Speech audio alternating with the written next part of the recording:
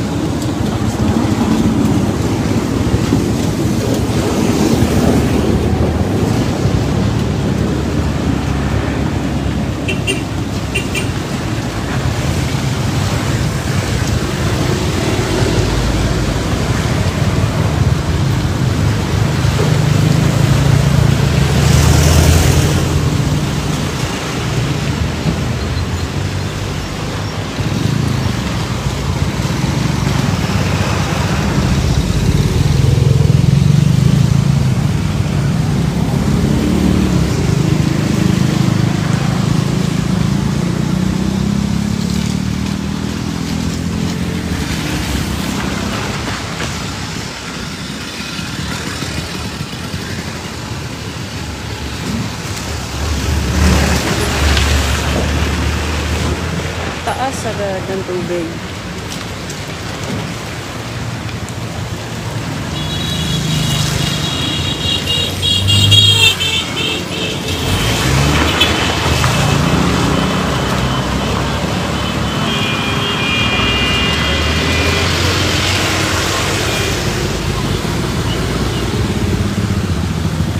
Stop.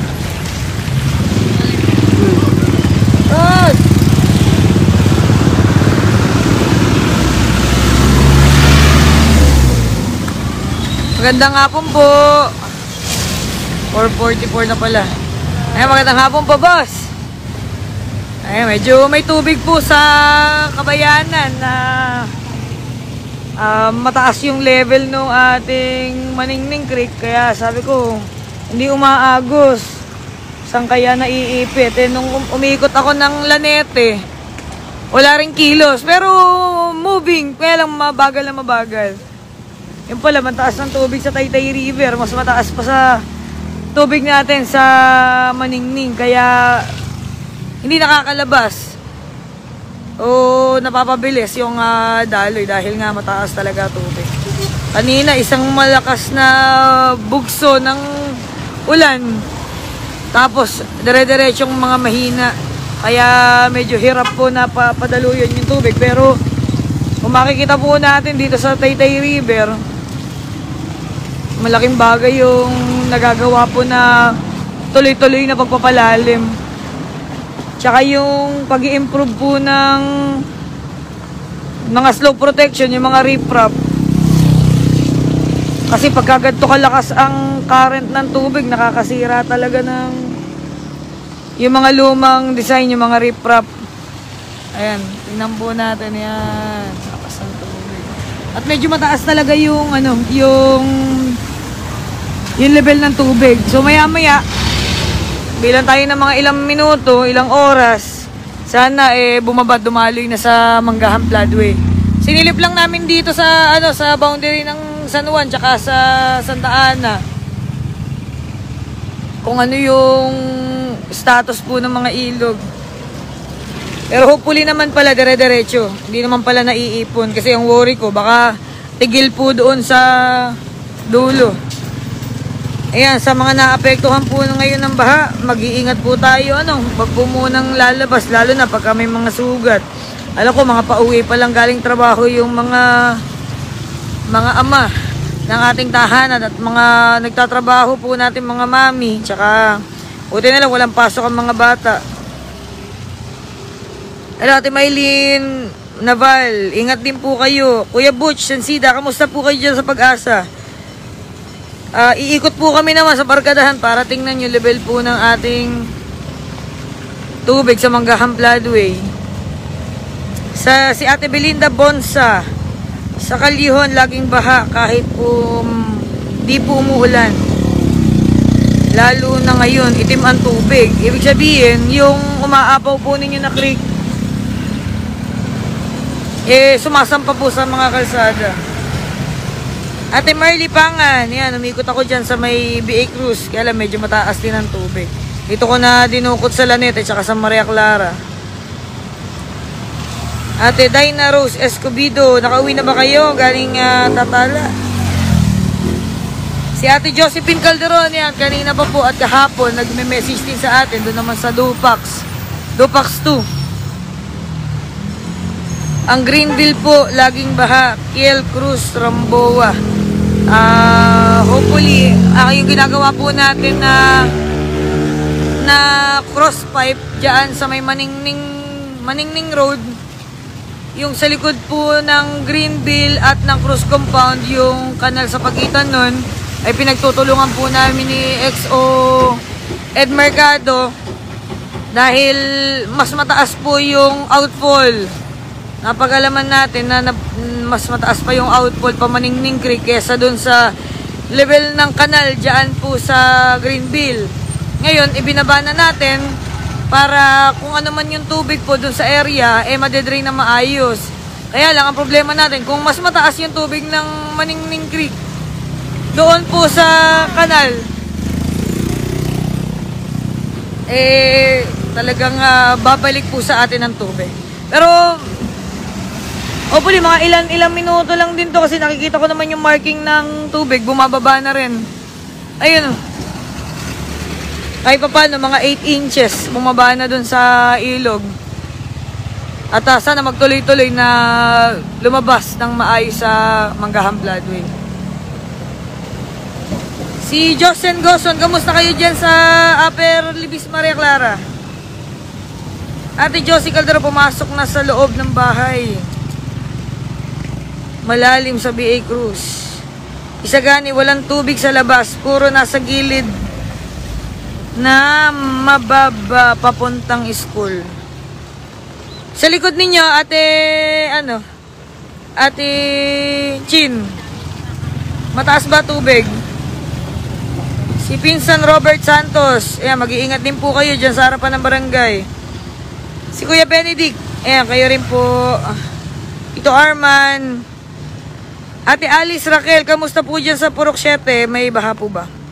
So far so good naman sa Pag-asa, walang tubig. Yung mga looban po, Kuya Butch, pa-monitor po natin. Patulong na lang din tayo kay Admin Eva. Para ma-monitor po yung loob ng Jorickville, Jamesville, Armal, Romalyn, Mauricio sa unahan po ng Greenville. Pagbaba ng tulay sa Rosario, sa Maria Clara, nandun yung tubig. Hello, Jelay del Rosario Pabula. Kamusta sa Imateo? Si Teacher Lumen, Berting Alcantara is watching. Hello po. Pinuyat po kami ni S-Teacher Person Iya Alcantara kagabi. Ayan, sige po. At sa nakikita po natin, kailangan po natin mas paigtingin pa. Tuloy-tuloy po natin gawin. Yung mga program po naman ng ating barangay, mga nakahain, naka-line up, para nang sa gayon ay makatulong, maibsan at maging passable yung mga kalsada na mga mabababa. Sa Lunes, yung ating bako po ay dineploy natin dyan sa may bandang Maningning Street Extension.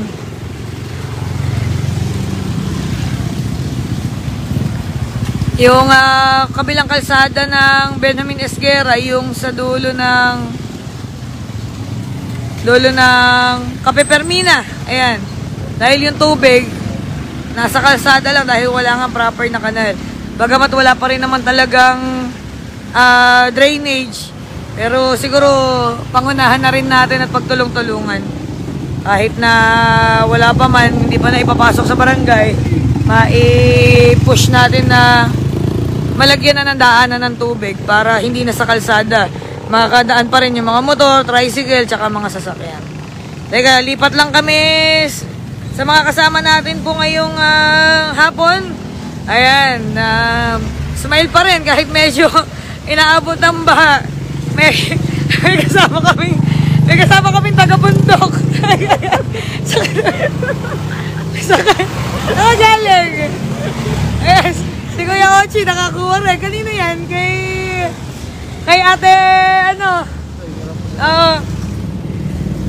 mga nakasapatos kami kanina. Paglabas namin ng barangay, walang tubig. Pagpasok namin ng Nara, nandun na yung tubig. Kaya balik kami, nanghiram kami ng tsinela sa mga kawani natin na mga nakapag-ready. May mga dalang extrang tsinelas. Sabi ko, mabilis lang kami para makasilip lang. Si Kuya Ochi nakakuha. Si Cherry White parang galing ng bumabaga yung bundok. Ayan.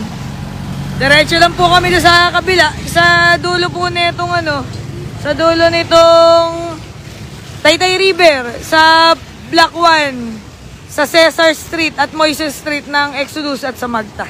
Ayan. Cherry White, waka muna. Tara't tayo. Happy kaya? Thank you. Ano ka ba? Meron ka ba?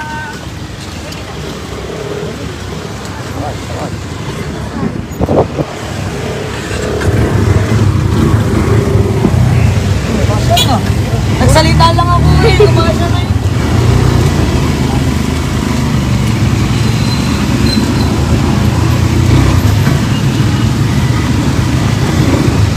Malinis yung kay Taligiver. Hindi yung tipong kasama yung mga basura. Pero mataas talaga yung tubig.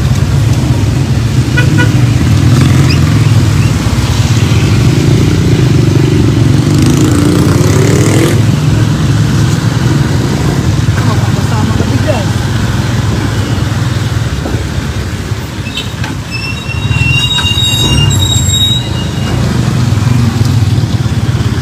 Hindi naman ito nakamatay.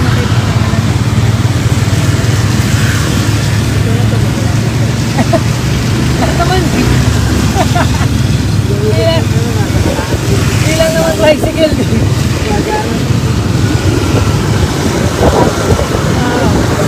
Ay, hindi na tayo lumabas ng isbang. Pero tayo na may sa looban dumaan. Pero sa Permina, sa Highway 2000 Phase 2, may tubig sa kalsada. Kasi nga walang kanal. Pero sa Permina, malaking gulong na Jeges Hardware, palabas sa parang sa Linang, hindi tumaas yung tubig. Kaya ganun sana lahat ng mga drainage na mamonitor natin tayo.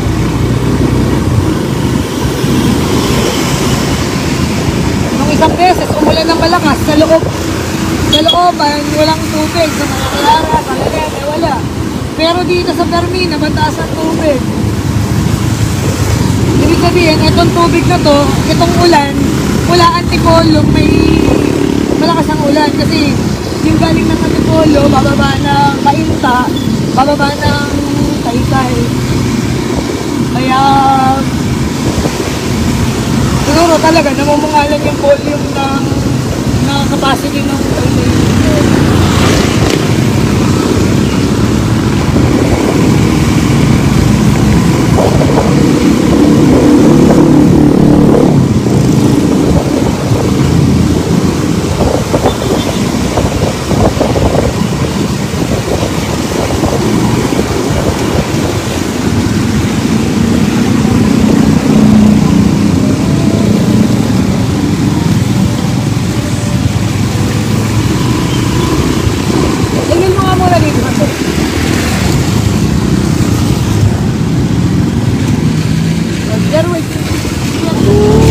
Abante mo konti kayo.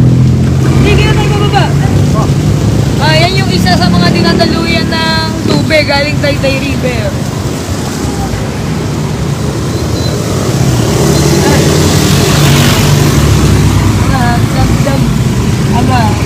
Para tulong para makabawas na tubig sa Taytay River.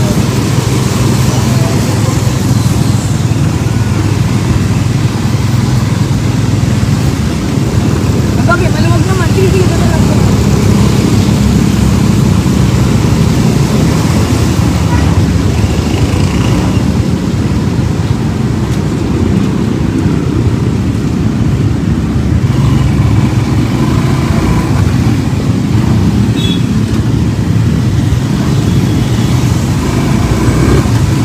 Traffic pa balik pa yan.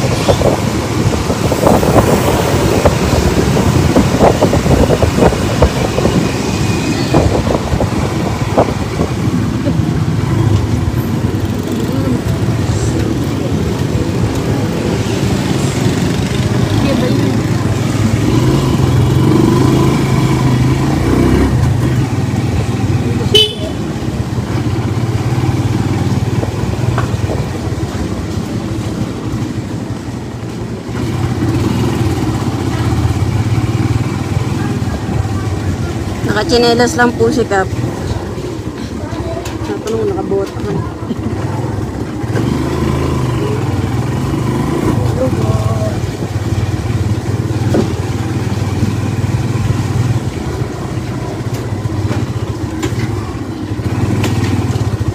Hello po. Hello po.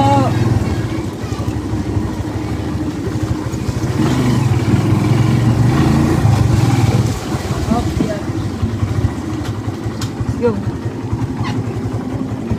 Sarado ba? Ito, bukas.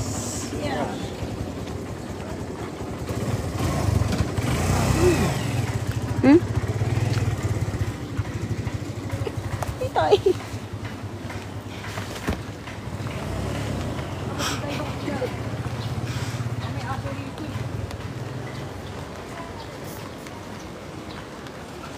Joji. Sarado. Kanino to lugar na to? Ha? Kanino to?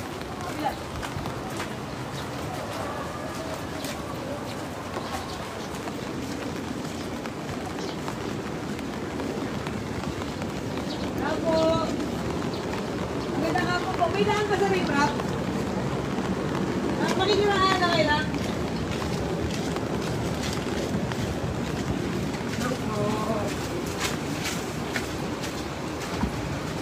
Bukas, mas. Ako sa... Ay, lulundag. Kaya po kayo. Ha? Lulundag. Lulundag po kayo sa ano? Hindi, dito lang. Ay, dyan lang po kayo. Oo. Ah. Mataas kasi ng baha sa Kabayanan. Oo po.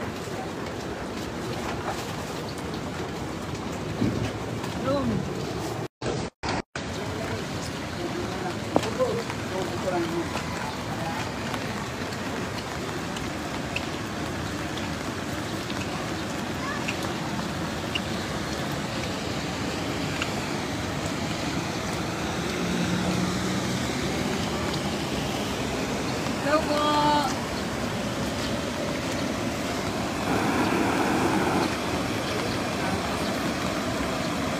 Ayan, maapong ayos na.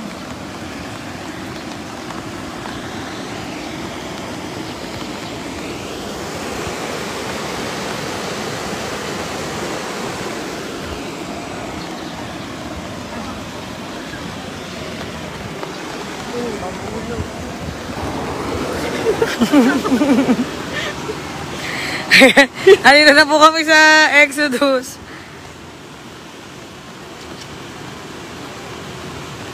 Hindi, babalik rin ako dyan sa meeting. Wait lang. Shout out Cherry White daw. Sana all si Cherry White pa may pants ano. Ay, joke lang.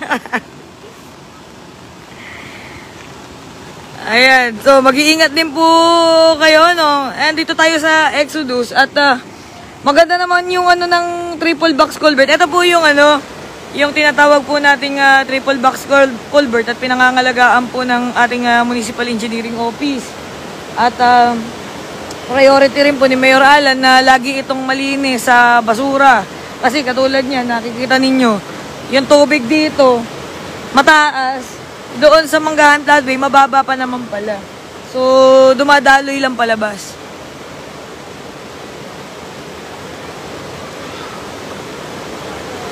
So, baka may nakabara dito na pwedeng ano, punong kahoy, kaya ganyan ng ano.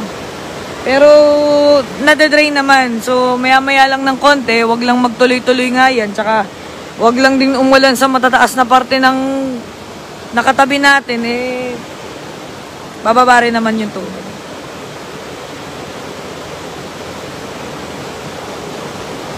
Ngayon, mga kabarangay natin sa ibabaw ng triple box culvert. At ito rin yung kadugtong nung proposal na sluice gate ng DPWH. Kanina nga, nariyan sila sa barangay at nagkakandak nga sila ng video presentation para ipakita kung gaano magiging kahalaga yung proyekto ng DPWH na sluice gate project na mabubuksan etong triple box culvert na ito, hindi man dito sa mukha ng side ng Taytay River pero dun sa kabilang side sa Manggahan Floodway. Boss Clemente Martin, hello po. Sige, stop.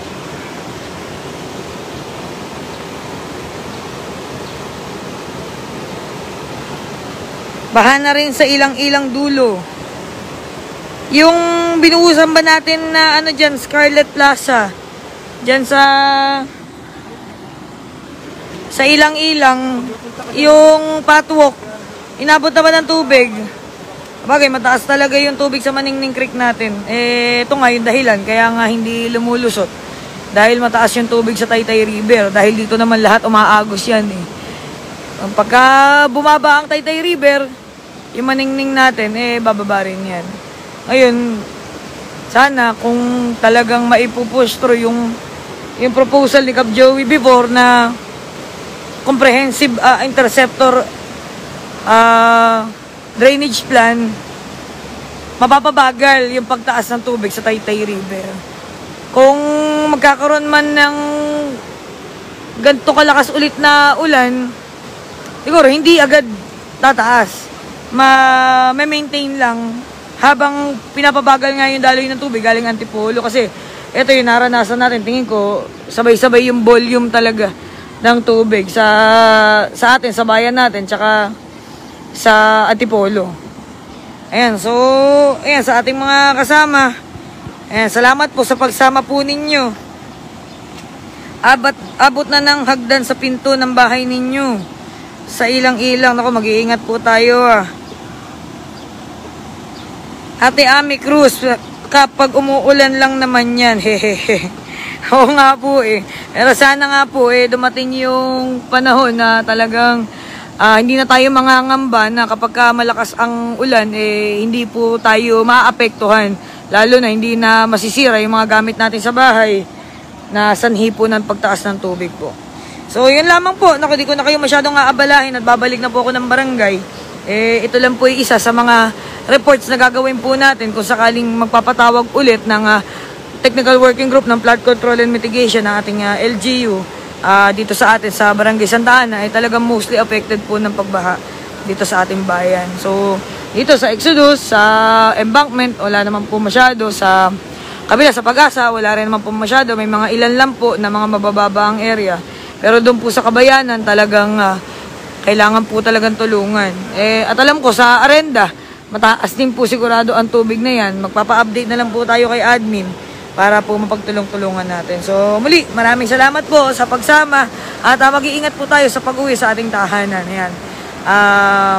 Sige po, tuloy na po kami at mag-iingat po tayong lahat. Kahit na maulan at medyo mataas ang tubig, smile pa rin tayo dahil marami pong blessing tayong mga natatanggap. So, thank you po at mag-iingat po kayo. Salamat. God bless po. Bye.